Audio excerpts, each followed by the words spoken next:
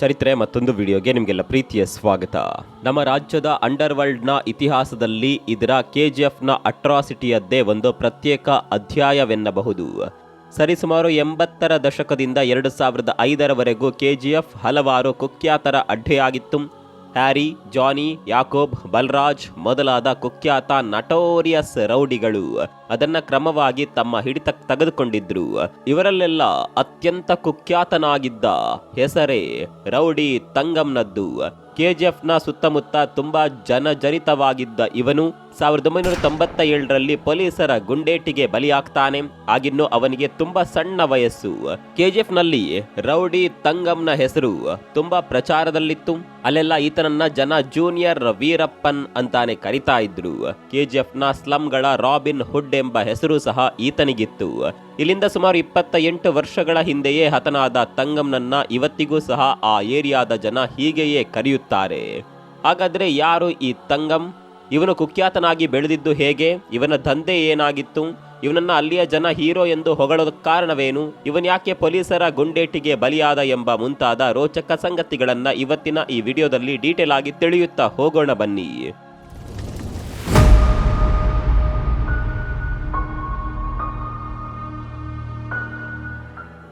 Rowdy Thangam ಹುಟ್ಟಿ ಬೆಳೆದಿದ್ದೆಲ್ಲ KGFನಲ್ಲಿಯೇ. ಇವನ ಬಗ್ಗೆ ತಿಳಿಯುವ ಮೊದಲು ಆ ಸ್ಥಳದ ಬಗ್ಗೆ ತಿಳಿಯೋದು ಅವಶ್ಯ. ಅಲ್ಲಿ ಬ್ರಿಟಿಷರ ಕಾಲದಿಂದಲೂ ಸಹ ಚಿನ್ನದ ಮೈನಿಂಗ್ ಕೆಲಸ ನಡೆಯುತ್ತಿತ್ತು. ಅವರು ಇಲ್ಲಿಗೆ ಬಂದಿದ್ದೇ ಇಲ್ಲಿದ್ದ ಅಪಾರ ಪ್ರಮಾಣದ ಚಿನ್ನ ದರೋಡೆ ಮಾಡೋದಕ್ಕೆ. ಯಾವಾಗ ಇಲ್ಲಿ ಚಿನ್ನದ ನಿಕ್ಷೇಪ ಇದೆ ಅನ್ನೋದು ಅವರಿಗೆ ಗೊತ್ತಾಯಿತೋ ಆಗ್ಲೇ ಆಸೆಬುರುಕರಾದ ಅವರು ಈ ಚಿನ್ನ ದೋಚುವ ಸಲುವಾಗಿಯೇ ಇಲ್ಲಿಗೆ ಬಂದು ಬೀಡು ಬಿಟ್ಟಿದ್ದರು. ಆದರೆ KGF ಒಳಗೆ ಇದ್ದ ಚಿನ್ನ ಹೆಕ್ಕಿ ತೆಗೆಯೋದಂದ್ರೆ ಅದು ಸುಲಭದ ಕೆಲಸ ಅಲ್ಲ. ಅದಕ್ಕೆ ತುಂಬಾ ಮ್ಯಾನ್ ಪವರ್ ಹಾಗೂ ಸಲಕರಣೆಗಳು ಬೇಕು. ಎಲ್ಲ ವ್ಯವಸ್ಥೆ ಮಾಡಿದ್ರೂ ಸಹ ಆ ಕಗ್ಗತ್ತಲ ಗುಹೆಯ ಒಳಗೆ ಹೋಗಿ ಚಿನ್ನ ತರುವ ಗಟ್ಟಿ ಗುಂಡಿಗೆಯ ಜನ ಬೇಕು. ಹೀಗಾಗಿ ಅವರು ಸ್ಥಳೀಯರಲ್ಲಿ ಅಂತವರು ಯಾರಿದ್ದಾರೆಂದು ಹುಡುಕಿದ್ರು. ಇದಕ್ಕಾಗಿ ಹೊರಗಿನಿಂದಲೂ ಸಹ ಜನರನ್ನ ಆಳುಗಳನ್ನ ಕರೆಸಿಕೊಂಡರು. ಹಾಗೆ ಬಂದವರಲ್ಲಿ ತಮಿಳರು ಹಾಗೂ ಮುಸಲ್ಮಾನರೇ ಜಾಸ್ತಿ ಇದ್ರು. ಕೆಲಸಕ್ಕಾಗಿ ಊರೂರು ಅಲೆಯುತ್ತಿದ್ದ ಈ ಜನರಿಗೆ ಇಲ್ಲಿಯೇ ಇರಲು ಸ್ಲಮ್ ರಚಿಸಲಾಯಿತು. ಹಾಗೂ ರಾತ್ರಿ ಆದರೆ ಸಾಕು ಇವರಿಗೆಲ್ಲ ಸಾರಾಯಿ ಹಾಗೂ ಕಳ್ಳ ಬಟ್ಟಿ ಕುಡಿಸಿ ಗಣಿಯ ಒಳಗೆ ಬಿಡಲಾಗ್ತಾ ಇತ್ತು. ಈ ರೀತಿ ಬ್ರಿಟಿಷರಿಂದ ಶುರುವಾಗಿದ್ದೇ ಕೋಲಾರದ ಚಿನ್ನದ ಗಣಿಯ ಮೈನಿಂಗ್ ಕೆಲಸ. ಈ ಬ್ರಿಟಿಷ್ ಮಂದಿ ತಾವಿದ್ದಷ್ಟು ದಿನ ಇಲ್ಲಿ ತಮಗೆ ಸಿಕ್ಕ ಎಷ್ಟೋ ಪ್ರಮಾಣದ ಚಿನ್ನದ ಅದಿರನ್ನ ರವಾನಿಸಿ ತಾವೇನೋ ಜೇಬು ಬರೆಸ್ಕೊಂಡು ಶ್ರೀಮಂತರಾದ್ರು. ಮುಂದೆ ಇವರು ಭಾರತ ಬಿಟ್ಟು ಹೋದ ನಂತರವೂ ಸಹ ಇಲ್ಲಿದ್ದ ಗಣಿ ಕಾರ್ಮಿಕರು ಬಹಳ ವರ್ಷಗಳವರೆಗೂ ಸಹ ಗಣಿಯಲ್ಲಿ ಕೆಲಸ ಮುಂದುವರಿಸಿದ್ರು. ಈಗ ಅಲ್ಲಿ ಮೈನಿಂಗ್ ನಿಂತಿದೆ. ಆದರೆ ಇಲ್ಲಿಂದ 50-60 ವರ್ಷಗಳ ಹಿಂದೆ ಮೈನಿಂಗ್ ಕಾರ್ಯ ತನ್ನ ಪೀಕ್ ಹಂತದಲ್ಲಿತ್ತು. ಆಗ ಗಣಿಯ ಒಳಗೆ ಎಲ್ಲಂದರಲ್ಲಿ ಚಿನ್ನದ ಅದಿರು ಹಾಗೂ ಅದರ ಕೆರಕಲು ಸಿಗ್ತಾ ಇತ್ತು.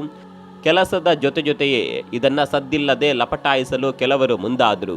ಅಂತಹ ಚಾಣಾಕ್ಷರಲ್ಲಿ ಅಲ್ಲಿಯೇ ಕೆಲಸ ಮಾಡ್ತಾ ಇದ್ದ ಗಣಿ ಕಾರ್ಮಿಕನಾಗಿದ್ದ ಜೇಮ್ಸ್ ಎಂಬಾತನು ಒಬ್ಬ. ಈ ಜೇಮ್ಸ್ ಮೂಲತಃ ತಮಿಳುನಾಡಿನಿಂದ ಇಲ್ಲಿಗೆ ಬಹಳ ವರ್ಷಗಳ ಕೆಳಗೆ ವಲಸೆ ಬಂದಿದ್ದವನು.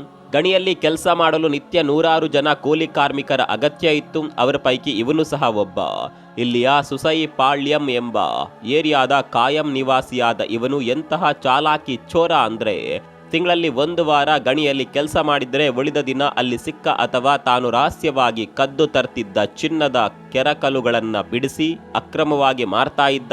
ಇದ್ರ ಜೊತೆ ತಾನೇ ತಯಾರಿಸ್ತಿದ್ದ ಕಳ್ಳಬಟ್ಟಿಯನ್ನ ಟ್ರ್ಯಾಕ್ಟರ್, ಲಾರಿ ಮೊದಲಾದ ದೊಡ್ಡ ಗಾತ್ರದ ವೆಹಿಕಲ್ಗಳ ಟೈರ್ಗಳ ಟ್ಯೂಬ್ಗಳಲ್ಲಿ ಸಂಗ್ರಹಿಸಿಕೊಂಡು ಅಲ್ಲಿಯ ಸಾವಿರಾರು ಜನ ಕೂಲಿ ಕಾರ್ಮಿಕರು ಹಾಗೂ ಲೇಬರ್ ಜನರಿಗೆ ಜಗ್ ಲೆಕ್ಕದಲ್ಲೋ ಅಥವಾ ಲೀಟರ್ಗೆ ಇಷ್ಟು ಅಂತ ಅಕ್ರಮವಾಗಿ ಮಾರ್ತಾ ಇದ್ದ.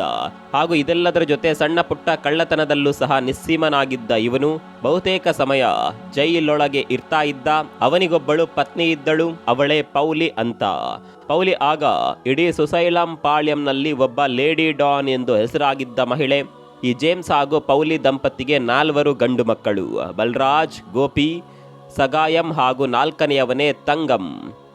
ಇವರ ಇಡೀ ಪರಿವಾರವೇ ಕ್ರಿಮಿನಲ್ ಬ್ಯಾಕ್ ಗ್ರೌಂಡ್ ಹೊಂದಿತ್ತು. ಪೌಲಿ ಹಾಗೂ ಜೇಮ್ಸ್ ಇವರಿಬ್ರು ಸಹ ಕಳ್ಳಬಟ್ಟಿ ತಾವೇ ತಯಾರಿಸಿ ಎಲ್ರಿಗೂ ಕಾನೂನು ಬಾಹಿರವಾಗಿ ಮಾರ್ತಾ ಇದ್ರು. ಇದ್ರ ಜೊತೆಗೆ ಜೇಮ್ಸ್ ಚಿನ್ನದ ಅಕ್ರಮ ಕಳ್ಳ ಸಾಗಾಣಿಕೆ, ಮಾರಾಟ ಹಾಗೂ ಕಳ್ಳತನಗಳಲ್ಲಿ ಪಳಗಿದ್ದವನು. ಇವನು ಜೈಲಿನಲ್ಲಿದ್ದಾಗ ಇವನಿಗೆ ದಿನ 3 ಹೊತ್ತು ಮನೆಯವರೇ ಊಟ ಕೊಡಬೇಕಿತ್ತು. ಅಲ್ಲಿಯ ಆಂಡರ್ಸನ್ ಮಾರ್ಕೆಟ್ನಲ್ಲಿ ದೊಡ್ಡ ಬೀಫ್ ಮಾರ್ಕೆಟ್ ಇತ್ತು. ಅಲ್ಲಿ ದಿನವೂ 10 ಆಕಳು ಹಾಗೂ ದನಗಳನ್ನ ಕೊಯ್ದು ಅವುಗಳ ಮಾಂಸವನ್ನ ಮಾರುತ್ತಿದ್ರು. ಅಲ್ಲಿದ್ದ ತುಂಬಾ ಜನ ಬೀಫ್ ತಿಂತಾ ಇದ್ರು. ಅದರಿಂದ ಮಾಂಸ ಖರೀದಿ ಮಾಡಿ ಮನೆಯಲ್ಲೇ ಬೀಫ್ ಅಡಿಗೆ ತಯಾರಿಸ್ತಿದ್ದ ಪೌಲಿ ಅದನ್ನ ಕ್ಯಾರಿಯರ್ಗಳಲ್ಲಿ ತುಂಬಿ ಮಕ್ಕಳಿಗೆ ಕೊಡ್ತಾ ಇದ್ಲು. ಪುಟ್ಟ ಮಕ್ಕಳಾದ ತಂಗಂ ಹಾಗೂ ಸಗಾಯಂ ಈ ಊಟವನ್ನ ಜೈಲಲ್ಲಿದ್ದ ತಮ್ಮ ತಂದೆಗೆ ತಂದು ಕೊಡ್ತಾ ಇದ್ರು. ಆಗಿನ್ನು ಅವರಿಗೆ ಕೇವಲ 8 ರಿಂದ 10 ವರ್ಷ ವಯಸ್ಸಿರಬಹುದು. ಈ ಬಾಲಕರು ಮುಂದೆ ಇಡೀ ರಾಜ್ಯದ ಪೊಲೀಸ್ ಇಲಾಖೆಗೆ ದೊಡ್ಡ ಸವಾಲಾಗಿ ಪರಿಣಮಿಸುವವರೆಂದು ಆಗ ಬಹುಶಃ ಪೊಲೀಸ್ ಸಹ ಅಂದುಕೊಂಡಿರಲಿಲ್ಲವೇನೋ. ತಂಗಂ ಎಂದರೆ ತಮಿಳು ಭಾಷೆಯಲ್ಲಿ ಚಿನ್ನ ಎಂದರ್ಥ. ಬಹುಶಃ ಇವನು ಅವರಿಗೆ ಹುಟ್ಟಿದ ಕಾಲಕ್ಕೆ KGF ನಲ್ಲಿ ಅವರಿಗೆ ಕದಿಯಲು ತುಂಬಾ ಚಿನ್ನ ಸಿಗುತ್ತಿತ್ತೋ ಏನೋ. ಅದಕ್ಕೆಂದೇ ತಮ್ಮ ಈ ಅದೃಷ್ಟವಂತ ಮಗುವಿಗೆ ಅವರು ತಂಗಂ ಎಂದೇ ಹೆಸರಿಟ್ರು. ಇವನಿಗಿಂತ ಬಲರಾಜ್ ದೊಡ್ಡವನು. ಇವನ ವಯಸ್ಸಿಗೆ ಬಂದಂತೆಲ್ಲ ಅಲ್ಲಿ ಆಂಡರ್ಸನ್ ಮಾರ್ಕೆಟ್ನ ಸುತ್ತಮುತ್ತ ತೀವ್ರ ಹಾವಳಿ ಸೃಷ್ಟಿಸಿದ್ದ.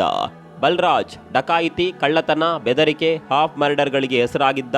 ಇವನ ಹಾವಳಿ ಎಷ್ಟಿತ್ತು ಅಂದ್ರೆ ಇವನು ಜೈಲಿನಲ್ಲಿದ್ರೆ ಹೊರಗೆ ಜನ ಸೇಫ್, ಇವನೇನಾದ್ರೂ ಹೊರಗೆ ಬಂದ್ರೆ ಏನಾದ್ರೂ ಕ್ರೈಮ್ ಮಾಡ್ತಾ ಇದ್ದ ಹಾಗೂ ಜನರ ನೆಮ್ಮದಿ ಕೆಡಿಸ್ತಾ ಇದ್ದ. ಇವರ ತಾಯಿ ಪೌಲಿ ದೊಡ್ಡ ಬಜಾರಿ ಹೆಂಗಸು. ಆಕೆ ಎಷ್ಟೋ ಸಲ ಪೊಲೀಸರಿಗೆ ತಮಿಳಿನಲ್ಲಿ ಆವಾಜ್ ಹಾಕ್ತಾ ಇದ್ಲು. ಕಳ್ಳಬಟ್ಟಿ ತಯಾರಿಸೋದು ಮಾರೋದೇ ಅವಳ ಕುಲ ಕಸುಬು. ಆ ದಂಧೆಯಲ್ಲೂ ಸಹ ತೀವ್ರ ಲಾಭವೇ ಇತ್ತು. ದುಬಾರಿ ಬೆಲೆಯ ಡ್ರಿಂಕ್ಸ್ ಖರೀದಿ ಮಾಡಲಾಗದ ಲೇಬರ್ ಜನ ಅದಕ್ಕಿಂತ ಹೆಚ್ಚೆ ಕಿಕ್ ಕೊಡ್ತಾ ಇದ್ದ ಕಡಿಮೆ ಬೆಲೆಯ ಕಳ್ಳಬಟ್ಟಿಯ ಕಡೆ ವಾಲ್ತಾ ಇದ್ರು. ಈ ಕಳ್ಳಬಟ್ಟಿ ಕುಡಿದ ಎಷ್ಟೋ ಜನ ಸಂಜೆ ಅಥವಾ ರಾತ್ರಿ ವೇಳೆ ಜಾಸ್ತಿ ಗಲಾಟೆ ಮಾಡ್ತಾ ಇದ್ರು. ಪೊಲೀಸರು ವಾರದಲ್ಲಿ ಕನಿಷ್ಠ 2 ಸಲ ಇಡೀ ಏರಿಯಾ ಸುತ್ತಾಡಿ ಕಳ್ಳಬಟ್ಟಿಯನ್ನ ಉಗ್ರಾಣಗಳಿಂದ ಸೀಸ್ ಮಾಡಿದ್ರೆ ಮಾತ್ರ ಇದರ ವಿಲೇವಾರಿ ಕೊಂಚ ನಿಯಂತ್ರಣಕ್ಕೆ ಸಿಗ್ತಾ ಇತ್ತು. ತಾಯಿ ತಂದೆ ಇಬ್ರು ಸಹ ದಂಧೆಕೋರರು. ಅದರಲ್ಲೂ ತಂದೆ ಹೆಚ್ಚಿನ ಸಮಯ ಜೈಲಲ್ಲೇ ಇರ್ತಾ ಇದ್ದ. ಅಣ್ಣ ಬಲರಾಜ್ ಕೂಡ ಕುಖ್ಯಾತ ಪಂಟರ್. ಅವನು ಒಂದಿಡೀ ಏರಿಯಾವನ್ನೇ ನಡುಗಿಸಿಕೊಂಡಿದ್ದ. ಮೇಲಾಗಿ ಇವರ ಕುಟುಂಬದ ಹಲವರ ಮೇಲೆ ಆಗಾಗ ಪೊಲೀಸ್ ರೇಡ್ ನಡೆಯುತ್ತಿತ್ತು. ಪೊಲೀಸರು ಜೇಮ್ಸ್ ಹಾಗೂ ಬಲರಾಜ್ ರನ್ನ ಹಲವಾರು ಸಲ ಒದ್ದು ಒಳಗೆ ಹಾಕ್ತಾ ಇದ್ರು. ಇದೆಲ್ಲ ನೋಡಿ ಬೆಳೆದ ತಂಗಂ ತಾನೂ ಸಹ ಇದೇ ಹಾದಿಲಿ ಮುಂದುವರೆದ. ದೊಡ್ಡ ದರೋಡೆಕೋರನಾಗುವತ್ತ ಅವನು ಹೆಜ್ಜೆ ಹಾಕಿದ. ಅವನ ಸೋದರ ಸಗಾಯಂ ಸಹ ಕಡಿಮೆ ಏನಿಲ್ಲ. ಆರಂಭದಲ್ಲಿ ಇವರ ಇಡೀ ಗ್ಯಾಂಗ್ ಅನ್ನ ಪೌಲಿನಾ ಅಥವಾ ಪೌಲಿ ಗ್ಯಾಂಗ್ ಎಂದೇ ಕರೆಯುತ್ತಿದ್ರು.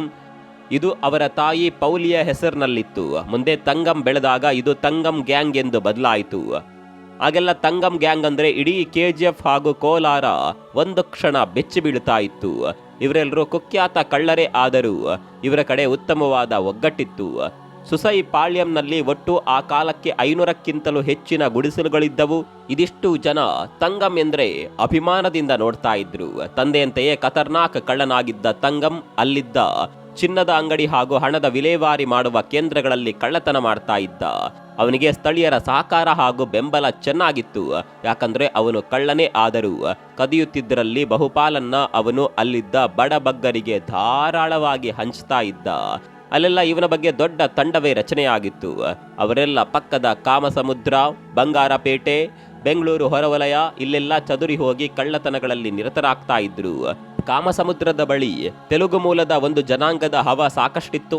ಇವರು ಸಣ್ಣ ಪುಟ್ಟ ಅಂಗಡಿಗಳ ಬದಲಿಗೆ ಗೂಡ್ಸ್ ರೈಲನ್ನೇ ತಡೆದು ಕಳ್ಳತನ ಮಾಡ್ತಿದ್ದ ಕದೀಮರು. ಇವರೆಲ್ಲರಿಗಿಂತ ತಂಗಂ ವಿಶೇಷ ಅನಿಸಿಕೊಂಡಿದ್ದ. ಅವನು ಯಾವಾಗ ತಾನು ಕದ್ದಿದ್ದನ್ನ ಜನರಿಗೆ ಉದಾರವಾಗಿ ಕೊಡೋದಕ್ಕೆ ಶುರು ಮಾಡಿದ್ನೋ ಆಗ್ಲೇ ಅವನು ಜನರ ಪಾಲಿಗೆ ಹೀರೋ ಆಗಿದ್ದ. ಜನರ ಅಪಾರ ಬೆಂಬಲ ಹಾಗೂ ಪ್ರೀತಿ ಗಳಿಸಿದ್ದ ಅವನು ಲೂಟಿ ಮಾಡೋದ್ರಲ್ಲಿ ಆಗ ಇದ್ದ ದಂತಚೋರ ವೀರಪ್ಪನ್ ನಂತರದ ಸ್ಥಾನ ಅಲಂಕರಿಸಿದ್ದ. ಅವನು ಶೇಟುಗಳ ಬಳಿ ಲಕ್ಷಾಂತರ ರೂಪಾಯಿ ಮೌಲ್ಯದ ಚಿನ್ನ ಹಾಗೂ ನಗದನ್ನ ಹೆದರಿಸಿ ಬೆದರಿಸಿ ಕದಿಯುತ್ತಾ ಇದ್ದ. ಆ ಕಾಲಕ್ಕೆ ಲಕ್ಷ ಎಂದರೆ ಅದು ಕೋಟಿಗೆ ಸಮ. ಇವನ ಹಾವಳಿ ತಾಳದೆ ಕೆಲವರು ಧೈರ್ಯ ಮಾಡಿ ಪೊಲೀಸ್ ದೂರು ಕೊಡ್ತಾ ಇದ್ರು. ಒಂದ್ಸಲ ಇವನನ್ನ ಯಾವುದೋ ದೂರಿನ ಅನ್ವಯ ಹುಡುಕಿ ಅಧಿಕಾರಿ BK ಶಿವರಾಮ್ ಅರೆಸ್ಟ್ ಮಾಡಿ ತಂದು ಬೆಂಗಳೂರಿನ ಜೈಲಿಗೆ ಹಾಕಿದಾಗ ಇವನ ಭಯಕ್ಕೆ ಹೆದರಿ ಆ ಇಡೀ ಸ್ಟೇಷನ್ನ ಪೊಲೀಸರೇ ದಿಕ್ಕಾಪಾಲಾಗಿ ಓಡಿ ಹೋಗಿದ್ರಂತೆ. ಈ ರೀತಿ ಇಡೀ ಸ್ಟೇಷನ್ನಲ್ಲಿ ಅಧಿಕಾರಿಗಳೇ ನಡುಗಿ ಹೋಗುವಂತೆ ಮಾಡುವ ತಾಕತ್ತು ಅವನಿಗಿತ್ತು. ತಂಗಂ ನಮ್ಮನ್ನೇನಾದ್ರೂ ನೋಡಿದ್ರೆ ಅವನ ಗ್ಯಾಂಗ್ ನಮ್ಮನ್ನ ಸುಮ್ಮನೆ ಬಿಡೋದಿಲ್ಲ ಎನ್ನುವ ಭಯ ಪೊಲೀಸರನ್ನೇ ಆಗ ತೀವ್ರವಾಗಿ ಕಾಡುವಂತೆ ಮಾಡಿದ್ದ ನಟೋರಿಯಸ್ ಅವನು. 4 ವರ್ಷಗಳಲ್ಲಿ ಸುಮಾರು 43 ಕೇಸ್ಗಳಲ್ಲಿ ಹೆಸರು ಮಾಡಿದ್ದ. ವಿವಿಧ ಪೊಲೀಸ್ ಠಾಣೆಗಳಲ್ಲಿ ಅವನ ಮೇಲೆ ಇದ್ದ ಕೇಸುಗಳ ಸಂಖ್ಯೆ ಅದು. ಹಣ ವಿಲೇವಾರಿ ಮಾಡುವವರು ಹಾಗೂ ಚಿನ್ನದ ವ್ಯಾಪಾರಿಗಳಿಗೆ ಇವನು ತುಂಬಾ ದೊಡ್ಡ ಸಮಸ್ಯೆಯಾಗಿ ಪರಿಣಮಿಸಿದ್ದ. ಅವರೆಲ್ಲ ಬಹಳ ಸಲ ಪೊಲೀಸ್ ಇಲಾಖೆಗೆ ಇವನನ್ನ ಹೇಗಾದರೂ ನಿಯಂತ್ರಣ ಮಾಡಬೇಕೆಂದು ಪದೇ ಪದೇ ಕೇಳಿಕೊಂಡಿದ್ದರು. ಅದು 1997ರ ಇಸವಿಯ ಒಂದು ದಿನ. ಅಲ್ಲಿಯ ಒಂದು ಪಾನ್ ಶಾಪ್ ನಲ್ಲಿ ತಂಗಂ ಬಲವಂತದಿಂದ ಆ ಕಾಲಕ್ಕೆ ಸುಮಾರು 1.2 ಲಕ್ಷ ರೂಪಾಯಿಗಳನ್ನ ಕದ್ದು ಹೊತ್ತೊಯ್ದಿದ್ದ. ಈ ಒಂದು ಘಟನೆ ಅವನ ಹಣೆ ಬರಹವನ್ನೇ ನಿರ್ಧರಿಸಿತ್ತು. ಇದು ಪೊಲೀಸ್ ಕೇಸ್ ಆಗಿ ಅವನ ಮೇಲೆ ಕಂಡಲ್ಲಿ ಗುಂಡು ಆರ್ಡರ್ ಜಾರಿಯಾಯಿತು. ಈ ಒಂದು ಆದೇಶ ಜಾರಿಯಾಗಲು ಆಗ ಒಳಗೊಳಗೆ ಅದೇನೇನೋ ಗೇಮ್ ನಡೆಯಿತೋ ಗೊತ್ತಿಲ್ಲ.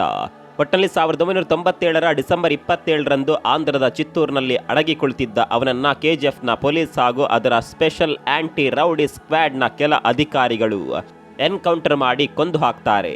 ಆಗ ತಂಗಂಗೆ ಕೇವಲ 25 ವರ್ಷ ವಯಸ್ಸು. ಅಲ್ಲಿಗೆ ಕೆಜಿಎಫ್ನ ರೌಡಿಸಂನ ಒಂದು ಅಧ್ಯಾಯಕ್ಕೆ ತೆರೆ ಬಿದ್ದಿತು. ಇದಾಗಿ ಮುಂದೆ ಅವನ ಸೋದರರಾದ ಸಗಾಯಂ ಹಾಗೂ ಗೋಪಿ ಬೆಂಗಳೂರಿನ ರಾಮಮೂರ್ತಿ ನಗರದಲ್ಲಿ ಅಂದಿನ ಎಸ್ಐ ಆಗಿದ್ದ ರಮೇಶ್ ಕುಮಾರ್ ಅವರಿಂದ ಹತರಾದರು. ಪೊಲೀಸ್ ಅವರನ್ನ ಹಿಡಿಯಲು ಹೋದಾಗ ಅಬ್ಸ್ಕಾಂಡ್ನಲ್ಲಿದ್ದ ಅವರು ಪೊಲೀಸರ ಮೇಲೆ ಚಾಕುಗಳಿಂದ ಹಲ್ಲೆ ಮಾಡಲು ಮುಂದಾದಾಗ ಆತ್ಮರಕ್ಷಣೆಗೋಸ್ಕರ ಹೀಗೆ ಮಾಡಬೇಕಾಯಿತು ಎಂದು ರಮೇಶ್ ಕುಮಾರ್ ಅವರ ತಂಡ ಕಾರಣ ಕೊಟ್ಟಿತು. ಆದರೆ ಇದೊಂದು ಸ್ಟೇಜ್ಡ್ ಎನ್ಕೌಂಟರ್ ಎಂಬ ಆಪಾದನೆಯ ಅಡಿಯಲ್ಲಿ ಇನ್ಸ್ಪೆಕ್ಟರ್ ರಮೇಶ್ ಕುಮಾರ್ ಅವರ ಮೇಲೆ ಈ ಎನ್ಕೌಂಟರ್ಗೆ ಸಂಬಂಧಿಸಿದಂತೆ ಸಿಬಿಐ ತನಿಖೆ ಸಹ ನಡೆಯಿತು. ಮುಂದೆ ಇವರ ಇನ್ನೊಬ್ಬ ಸೋದರನಾದ ಜಯಕುಮಾರ್ ಸಹ ಪೊಲೀಸರ ಗುಂಡೇಟಿಗೆ ಬಲಿಯಾದ. ಕಳ್ಳತನ, ಕೊಲೆ, ಸುಪಾರಿ, ದರೋಡೆ ಇವೆಲ್ಲ ಯಾವತ್ತಿದ್ದರೂ ಸಹ ಕಾನೂನು ಬಾಹಿರ ಚಟುವಟಿಕೆಗಳೇ. ತಂಗಂ ತಾನು ಕದಿಯುತ್ತಿದ್ದ ಹಣದಲ್ಲಿ ಸಮಾಜ ಸೇವೆಯನ್ನೇ ಮಾಡಿದ್ದರೂ, ಜನರ ದೃಷ್ಟಿಯಲ್ಲಿ ಅವನೊಬ್ಬ ಹೀರೋನೇ ಆಗಿದ್ದರೂ ಸಹ ಅವನೊಬ್ಬ ಆಂಟಿ ಸೋಷಿಯಲ್ ಎಲಿಮೆಂಟ್ ಎನ್ನುವ ಸತ್ಯ ಯಾವತ್ತಿಗೂ ಸಹ ಸುಳ್ಳಾಗೋದಿಲ್ಲ. ದಾನ ಧರ್ಮ ಮಾಡುವುದಾದರೆ ತಾನು ಸರಿಯಾದ ರೀತಿಯಲ್ಲಿ ದುಡಿದ ಹಣದಲ್ಲಿ ಕೈಲಾದಷ್ಟು ಮಾಡಲಿ. ತಂಗಂ ಆ ರೀತಿ ಇದ್ದಿದ್ರೆ ಬಹುಶಃ ಅವನ ಎನ್ಕೌಂಟರ್ ನಡೆಯುತ್ತಿರಲಿಲ್ಲ. ಇಂದಿಗೂ ಸಹ ಅಲ್ಲಿರುವ ಸಾಕಷ್ಟು ಜನರಿಗೆ ಅವನೊಬ್ಬ ಜನನಾಯಕ. ಅವನ ತಾಯಿ ಪೌಲಿನಾ ಇನ್ನೂ ಸಹ ಇದ್ದಾರೆ. ರೌಡಿ ತಂಗಂನ ಬದುಕಿನ ಆಧಾರಿತ ಕಥೆಯು ಕೋಲಾರ ಎನ್ನುವ ಹೆಸರಿನಲ್ಲಿ 2017ರಲ್ಲಿ ಸಿನಿಮಾ ಆಗಿ ತೆರೆ ಕಂಡಿತ್ತು. ಕೆಜಿಎಫ್ನ ರಾಕಿ ಬಾಯ್ ಪಾತ್ರವೂ ಸಹ ಸ್ವಲ್ಪ ಮಟ್ಟಿಗೆ ಇದೇ ತಂಗಂನ ಬದುಕಿನ ಕೆಲವು ಘಟನೆಗಳಿಂದ ಪ್ರೇರಣೆ ಪಡೆದಿದೆ ಎಂಬ ವದಂತಿಗಳಿದ್ದವು. ಆದರೆ ಆ ಚಿತ್ರತಂಡ ಈ ವಾದವನ್ನ ತಳ್ಳಿಹಾಕಿ ಅದಕ್ಕೂ ತಮ್ಮ ಕತೆಗೂ ಯಾವುದೇ ಸಂಬಂಧ ಇಲ್ಲ ಎಂದಿತ್ತು. ಇದಿಷ್ಟು ಸಹ ಈ ವಿಡಿಯೋದಲ್ಲಿ ರೌಡಿ ತಂಗಂ ಬಗ್ಗೆ ನಾವು ಹೇಳಬಹುದಾದ ಒಂದಷ್ಟು ವಿವರ. ಈ ವಿಡಿಯೋದ ಬಗ್ಗೆ ನಿಮ್ಮ ಅಭಿಪ್ರಾಯವನ್ನು ಕಾಮೆಂಟ್ ಬಾಕ್ಸ್ನಲ್ಲಿ ತಿಳಿಸಿ. ಮತ್ತೊಂದು ವಿಡಿಯೋದಲ್ಲಿ ಸಿಗೋಣ. ಅಲ್ಲಿವರೆಗೂ ನಮಸ್ಕಾರ.